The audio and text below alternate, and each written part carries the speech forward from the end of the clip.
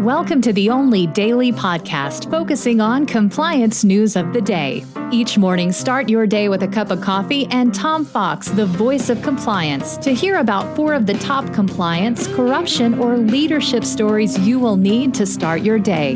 The Daily Compliance News is a production of the Compliance Podcast Network.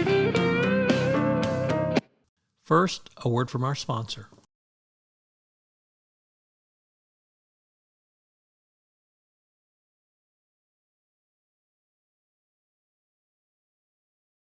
The Daily Compliance News for May 7, 2022, the Useless Meetings Edition.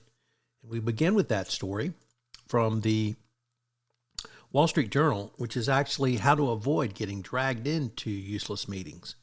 The authors give 3 key points, which is number 1, address the problem upstream, 2, appeal to shared sentiment, and 3, integrate the information. And finally, as a 4th point, always be honest about the topic of the meeting and whether or not you actually need to have it. Next up, from also the Wall Street Journal, in logistics, though, the city of Oakland is considering a new stadium for the Oakland A's. They have one of the oldest ballparks around that's really not historic, and they're looking to build it on property near the Port of Oakland, which turns out to be the 8th largest port by shipping in the United States.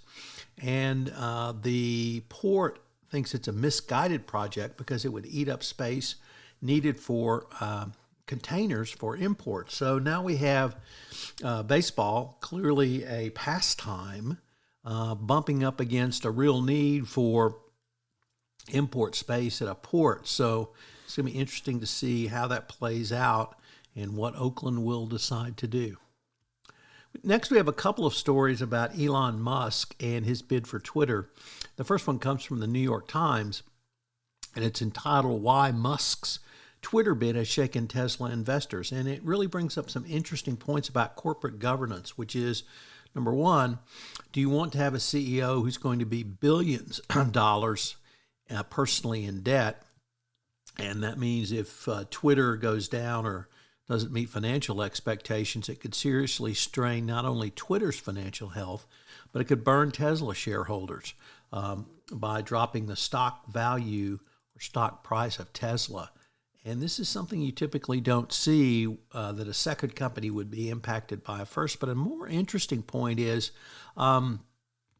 what is the role of a CEO? Can you have a CEO who owns SpaceX, who owns Tesla, who owns SolarCity? Now, I recognize those 3 have been combined into one large corporation, but if you put Twitter on top of that, how much actually running is he going to do? And is it simply the newest toy? It really should concern Twitter shareholders about Twitter's financial health. Of course, he's just doing this to get Donald Trump back on, so maybe that's his plan. And our final story on Reuters comes, or rather on Twitter, comes from Reuters, which asks, will the new investors that Musk has indicated are part of the bid bring in a CFIUS review? Because now we have international investors, and CFIUS may have to step in and do a review similar to the review it did for TikTok, which could slow things down or even stop them. Who knows? The Daily Compliance News is a production of the Compliance Podcast Network and a proud member of C-Suite Radio. Thanks so much for listening. I hope you'll join me again tomorrow.